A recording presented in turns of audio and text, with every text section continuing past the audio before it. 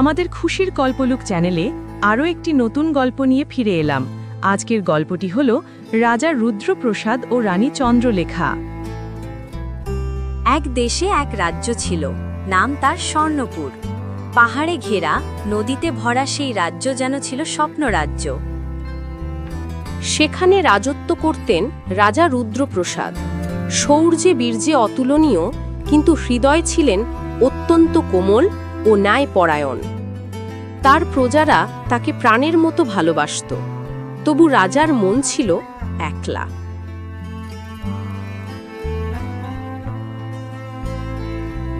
রাজপ্রাসাদের বিশাল বারান্দা থেকে যখন তিনি সকালের সুন্দর আকাশ দেখতেন এবং বলতেন, আমার কাছে সব আছে, ধন, রাজ্য, সৈন্য, কিন্তু মন যেন শূন্য।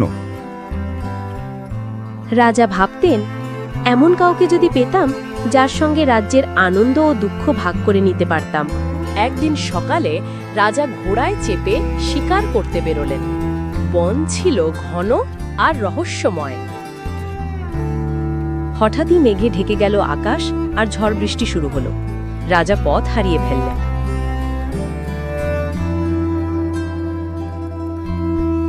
ঘোড়ার লাগাম টেনে তিনি এক বিরাট গাছের নিচে থামলেন।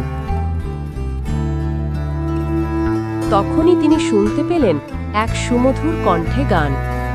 সেই গানের সুরে যেন বন থমকে গেল, পাখিরাও শুনতে লাগলো। রাজা এগিয়ে গিয়ে দেখলেন এক তরুণী মেয়ে, চোখে শান্তির দীপ্তি, চুলে ফুল গোজা, বনের পশু পাখিদের সঙ্গে গান গাইছে। রাজা শান্ত গলায় বলল, তুমি কে, পরী নাকি দেবী?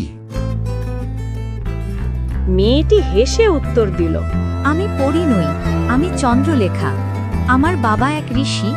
আমরা এই বনের পাশেই আশ্রমে থাকি। রাজা তার কথা শুনে মুগ্ধ হয়ে গেলেন। তার সরলতা আর মমতায় রাজার মন ভরে গেল। তিনি মনে মনে ঠিক করলেন, এই মেয়েকেই আমি আমার রানী করব। পরদিন রাজা রুদ্রপ্রসাদ মুনি ঋষির কাছে গেলেন। রাজা শান্তভাবে বললেন, গুরুজন, আমি আপনার কন্যা চন্দ্রলেখাকে বিবাহ করতে চাই। আমি তাকে হৃদয়ের রাজরানীর আসনে বসাতে চাই। ঋষি কিছুক্ষণ চুপ করে রইলেন, তারপর বললেন, রাজা, রূপ ও সৌন্দর্য ক্ষণস্থায়ী। যদি সত্যি তাকে ভালোবাসো, তবে তোমাকে এক পরীক্ষা দিতে হবে। রাজা শান্তভাবে বললেন, আপনি বলুন, আমি রাজ্যের সব কিছু উৎসর্গ করতেও রাজি। মুনি বললেন, যে রত্ন আলো দেয় না অথচ রাজ্যকে রক্ষা করে, সেই রত্ন খুঁজে আন। সেই রত্ন ছাড়া আমি কন্যার হাত দেব না। রাজা অবাক হয়ে গেলেন, কি হতে পারে সেই রত্ন?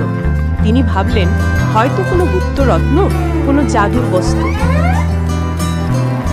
তিনি দিনরাত রাজ্যের এক প্রান্ত থেকে অন্য প্রান্তে ঘুরে বেড়ালেন। তিনি দেখলেন সকলে সবার সাথে মিলেমিশে আছে, একে অপরকে সাহায্য করছে, আবার কেউ অন্যের পাশে দাঁড়িয়ে সাহায্য করছে। রাজা নিজেই প্রজাদের পাশে দাঁড়াতে লাগলেন। তিনি সবার সাথে বিভিন্ন বিষয়ে আলোচনা করতে লাগলেন। রাজা সবার সাথে মিলেমিশে থাকতে লাগলেন, গল্প করতে লাগলেন।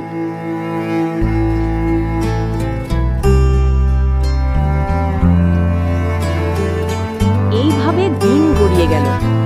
একদিন এক বৃদ্ধ প্রজা তাকে বলল, মহারাজ, আপনি আমাদের প্রাণ। আপনি আমাদের রাজা নন, আপনি আমাদের রক্ষক। রাজা থমকে গেলেন। তার মনে হঠাৎই ঝলসে উঠল এক আলো। এই তো সেই রত্ন, যে আলো দেয় না কিন্তু রাজ্যকে রক্ষা করে। সেটা তো প্রজাদের ভালোবাসা। রাজা ফিরে গেলেন ঋষির কাছে। গুরুজন, আমি সেই রত্ন পেয়েছি। এটি কোনো পাথর নয়, কোনো স্বর্ণ নয়, এটি মানুষের ভালোবাসা। যতক্ষণ তাদের ভালোবাসা আমার সঙ্গে থাকবে, ততক্ষণ আমার রাজ্য নিরাপদ। তুমি সত্য বুঝেছ রাজা। যে রাজা প্রজার হৃদয় জয় করে, সেই প্রকৃত রাজা। পুরো রাজ্য আলোকিত হলো ফুল, আলো ও আনন্দে। এরপর ধুমধাম করে রাজা রুদ্রপ্রসাদ ও রানী চন্দ্রলেখার বিবাহ হলো।